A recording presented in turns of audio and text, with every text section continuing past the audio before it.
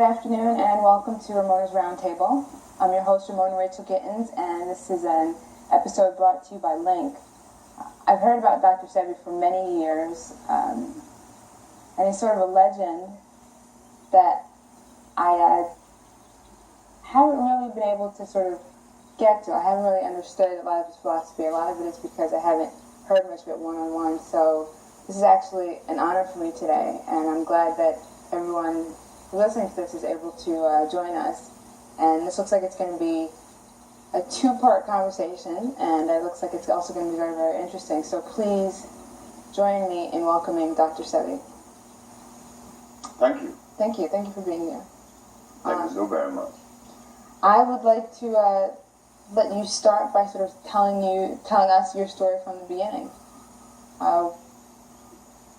I'm interested sort of in where you are now because I've heard a lot about you over the years, but sort of starting from the beginning, and you could just maybe before you do that, for people who don't know, you give an introduction and sort of an overview.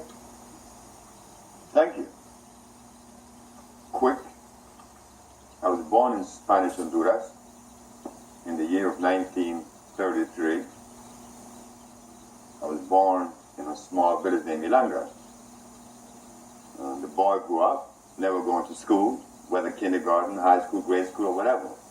Became a merchant seaman. But by the time he became a merchant seaman, he was very deadly ill. He had diabetes. He had asthma from birth. He was impotent at 28. And at 30, he had diabetes, asthma, obesity, and insanity. And with the help of Mexican people, I was cured. I decided to enter the field of natural medicine. Can I interrupt you for a quick second? Of course. I'm sorry. When you start off, you were referring to yourself in the third person, and you switched to the first person. Do you see who you were earlier in your life as sort of a different person, as though you sort of become yourself in the second half of your life? I was always a different person. I disagree with everything. I disagree with everything. Everything I heard, I disagreed with. Right. And I was 14 years of age when I said I was going to work. I was working since I was 11 because my grandmother raised me. And she was my responsibility to take care of, paying the rent, buying her clothes, buying the food. So, but I was tall and I was very, I suppose, sensible. So I just grew up, and at 14, I made a statement that I was going to do something to help humanity. But when I made that statement, I also knew that I was going to come up against the established or prevailing philosophy of life. That I knew at 14 years of age. But I didn't know that one day that I would become the person that I'm known for today as being the healer. I didn't know that.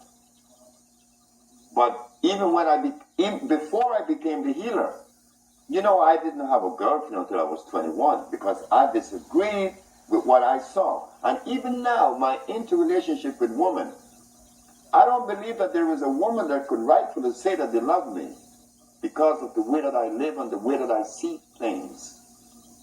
And I'm not really upset or bothered by that. But I live different. I see different. I feel different. And I don't like to share that with most people because it is so far away. You don't want to disturb anyone. But even the healing that I bring to the world, look at that. When my very first patient, I was a steam engineer working for the county of Los Angeles. And this blind man had heard that I was experimenting with these plants. And his neighbor said, well, why don't you take it? And he took the plants, and in 2 days he was seeing. And he was blind for 11 years. That shook me, because I couldn't explain to the world the mechanics behind this blind man seeing. What were your thoughts when you formulated the compound? Right. The way that the compounds came into existence, being a steam engineer, I knew that the pH value, the pH factor, had a lot to do with healing. And the herbalists then, like the herbalists today, are unaware that the pH factor has a lot to do with it. Meaning this, I said that if God tell us that the herbs are for the healing of the nations, in the book of Genesis, in the book of Ezekiel, in the book of Exodus, and the book of Revelation, it says that the herbs are for the healing of the nations. Then as I go further into the history of medicine, this is what I found, that the great Hippocrates used herbs to cure disease, and that he cured every disease known to man.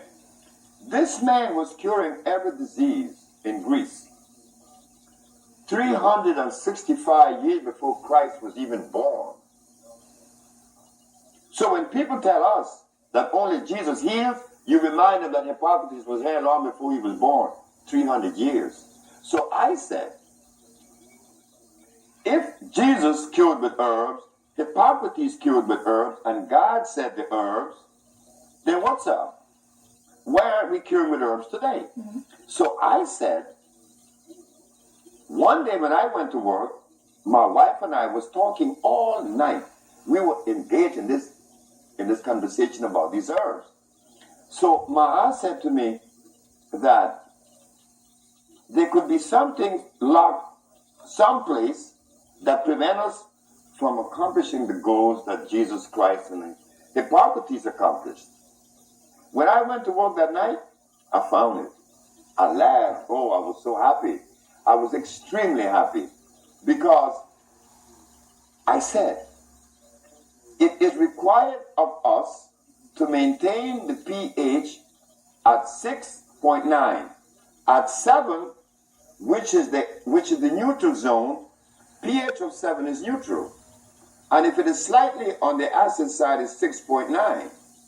And the reason why we maintain the pH at 6.9 is to keep the tubes of the boiler clean, that there will be no life form in there. But if the pH is 7.1, oh, now you're going to experience life.